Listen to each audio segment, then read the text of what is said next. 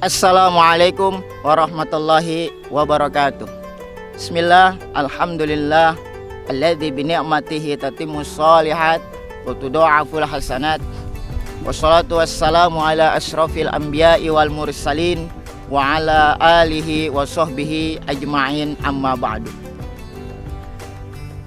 Puja dan puji syukur kehadirat Allah Subhanahu wa taala yang telah memberikan kita banyak nikmat yang Allah Subhanahu wa taala berikan kepada kita, baik yang kita minta ataupun yang tidak kita minta. Salawat tersering salam semoga tercurahkan kepada Nabi kita, Nabi besar yang pernah hidup di permukaan bumi ini, yang diciptakan oleh yang maha besar. Dialah Nabi kita, Nabi besar Muhammad sallallahu alaihi wasallam. Hadirin yang dirahmati Allah Subhanahu wa taala, bulan Ramadan ini adalah bulan yang menjadi kesempatan kita untuk kita bisa beramal sebanyak-banyaknya.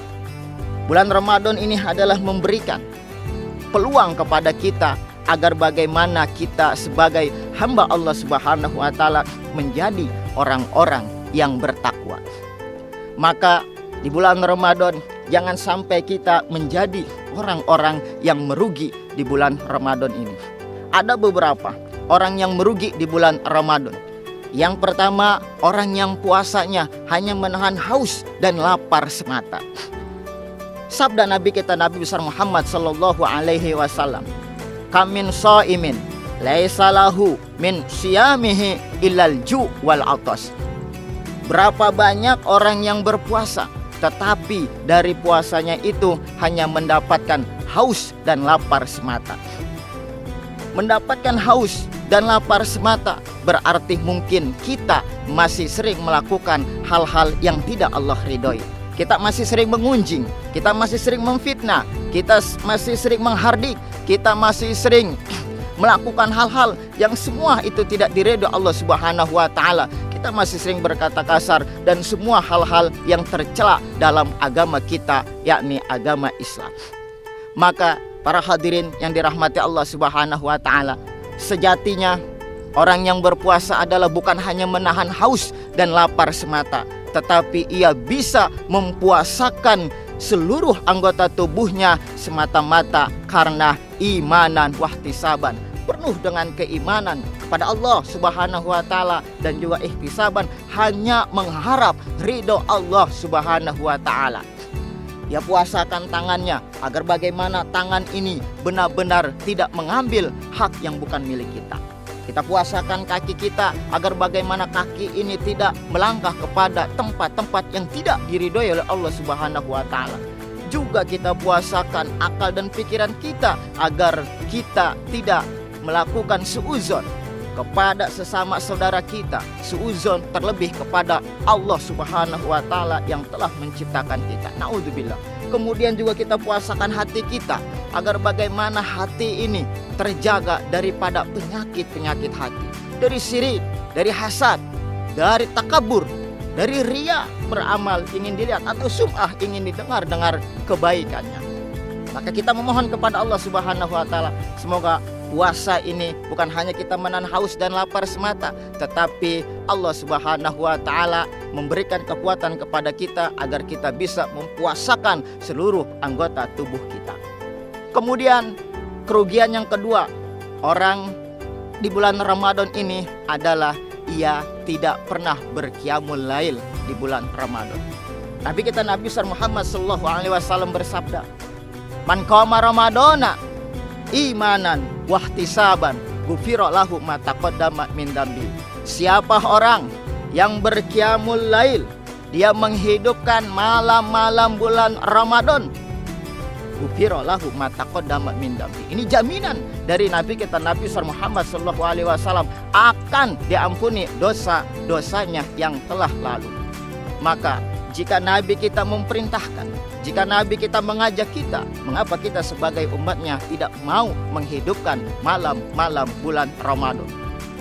Dia jaga sholat fardiyahnya, kemudian malamnya ia melakukan sholat tarawih, kemudian disambung lagi dengan sholat-sholat sunnah yang lainnya, semata-mata karena imanan wahtisaban. Maka ini sudah jelas dia akan mendapatkan pahala di sisi Allah Subhanahu wa taala yang berlipat ganda.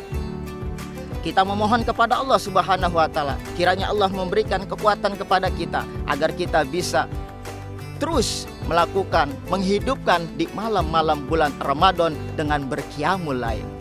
Kemudian kerugian yang ketiga adalah orang yang tidak pernah bertadarus, yang tidak pernah membaca Al-Quran. Na'udzubillah summa na'udzubillah. Di bulan Ramadan ini kesempatan untuk kita bahwa kita harus dekat dengan Al-Quran. Kita jangan sampai jauh dengan Al-Quran. Al-Quran ini kitab Allah Subhanahu wa taala. Bahkan Al-Quran diturunkan di bulan Ramadan. Al-Quran juga diturunkan pada Lailatul Qadar. Inilah kalau Allah Subhanahu wa taala telah menurunkan Al-Quran kepada kita, mengapa kita sebagai hamba Allah Subhanahu wa taala min ummati Muhammadin sallallahu alaihi wasallam kita jarang bertadarus, kita jarang bahkan tidak pernah sama sekali membasahi bibir kita untuk lantunan-lantunan ayat suci Al-Quran. Kita terus bertadarus, kita terus membaca Al-Quran, kita terus mentadaburi, mentafakuri Al-Quran, karena disitulah pahala yang Allah Subhanahu wa taala berikan kepada kita berlipat ganda. Masya Allah, inilah kesempatan untuk kita, benar-benar harus kita gunakan kesempatan di bulan Ramadan ini yang baik-baik dengan pahala yang sungguh luar biasa. Hadirin yang dirahmati Allah Subhanahu wa taala, Al-Quran diturunkan kepada malaikat Jibril. Kemudian malaikat Jibril menjadi abdulul malaikat. Kemudian Al-Quran juga diturunkan kepada Nabi kita, Nabi besar Muhammad Sallallahu Alaihi Wasallam. Maka Nabi kita Nabi besar Muhammad Sallallahu Alaihi Wasallam menjadi Sayyidul Khalqi, penghuni makhluk di alam semesta ini. Kemudian Al-Quran juga diturunkan kepada umat Nabi kita Nabi besar Muhammad Sallallahu Alaihi Wasallam. Maka umat ini menjadi sebaik-baiknya umat. Al-Quran juga diturunkan di bulan Ramadan. Maka bulan Ramadan itu menjadi sebaik-baiknya bulan dari bulan-bulan yang lain. Al-Quran juga diturunkan pada malam Lailatul Qadar.